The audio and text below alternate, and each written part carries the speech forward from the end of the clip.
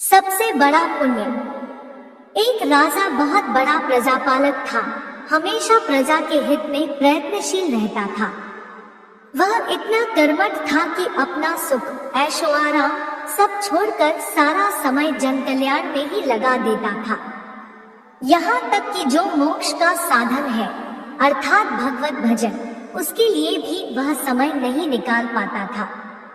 एक सुबह एक राजा वन की तरफ भ्रमण करने के लिए जा रहा था कि उसे एक देव के दर्शन हुए। राजा ने देव को प्रणाम करते हुए उनका अभिनंदन किया और देव के हाथों में एक लंबी चौड़ी पुस्तक देखकर उनसे पूछा, महाराज आपके हाथ में यह क्या है? देव बोले, राजन यह हमारा बही खाता है जिसमें सभी भजन करने वालों के नाम है। राजा ने निराशायुक्त भाव से कहा, कृपया देखिए तो इस किताब में कहीं मेरा नाम भी है या नहीं।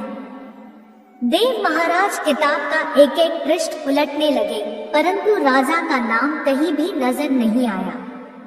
राजा ने देव को चिंतित देखकर कहा, महाराज आप चिंतित ना हो, आपके ढूंढने में कोई भी कमी नहीं है। वास्तव में ये मेरा दुर्भाग्य है कि मैं भजन कीर्तन के लिए समय नहीं निकाल पाता और इसीलिए मेरा नाम यहाँ नहीं है।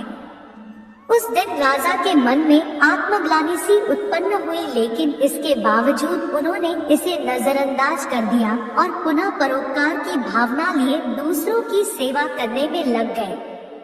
कुछ दिन बाद राजा फिर सुबह वन की तरफ टहलने के लिए निकले तो उन्हें वही देव महाराज के दर्शन हुए। इस बार भी उनके हाथ में एक पुस्तक थी। इस पुस्तक के रंग और आकार में बहुत भेद था और यह पहली वाली से काफी छोटी भी थी। राजा ने फिर उन्हें प्रणाम करते हुए पूछा, महाराज आज कौन सा बही खाता आपने हाथों में लिया हुआ है? देव ने कहा, राजन आज के बही खाते में उन लोगों का नाम लिखा है जो ईश्वर को सबसे अधिक प्रिय है। राजा ने कहा, कितने भाग्यशाली होंगे वे लोग, निश्चित ही वे दिन रात भगवत भजन में लीन रहते होंगे। क्या इस पुस्तक में कोई मेरे राज्य का भी नागरिक है? देव महाराज ने बही खाता खोला और ये क्या, पहले पन्ने पर पहला नाम राजा का ही था। राजा ने आश्चर्यचकित होकर पूछा, महाराज मेरा नाम इसमें कैसे लिखा हुआ है? मैं तो मंदिर भी कभी कभार ही जाता हूँ। देव ने कहा, राजन इसमें आश्चर्य की क्या बात है?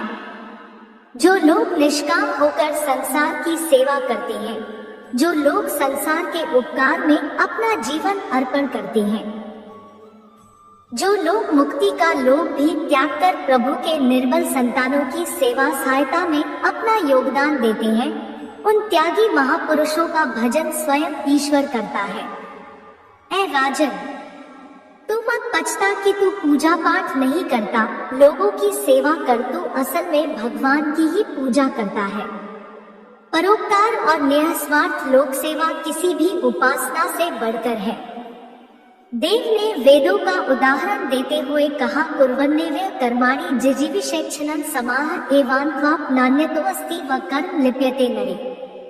अर्थात कर्म करते हुए 100 वर्ष जीने की इच्छा करो तो कर्म बंधन में लिप्त हो जाओगे। राजन भगवान दीनदयालु है, उन्हें खुशामद नहीं भाती बल्कि आचरण भाता है।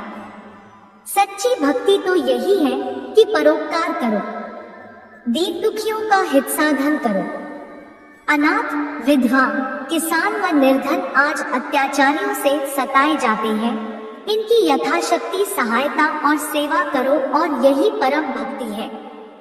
राजा को आज देव के माध्यम से बहुत बड़ा ज्ञान मिल चुका था और अब राजा भी समझ गया कि परोपकार से बड़ा कुछ भी नहीं और जो परोपकार करते हैं वही भगवान के सबसे प्रिय होते हैं। जो व्यक्ति निस्वार्थ भाव से लोगों की सेवा करने के लिए आगे आते हैं, परमात्मा हर समय उनके कल्याण के लिए यत्न करता है। हमारे पूर्वजों ने कहा भी है, परोपकाराय पुण्याय भवति, अर्थात दूसरों के लिए जीना, दूसरों की सेवा को ही पूजा समझकर कर्म करना परोपकार के लिए अपने जीवन को सार्थक बनाना ही सबसे बड़ा पुण्य है। और जब आप भी ऐसा करेंगे तो स्वतः ही आप वह ईश्वर के प्रिय भक्तों में शामिल हो जाएंगे। सनातन धर्म की जय।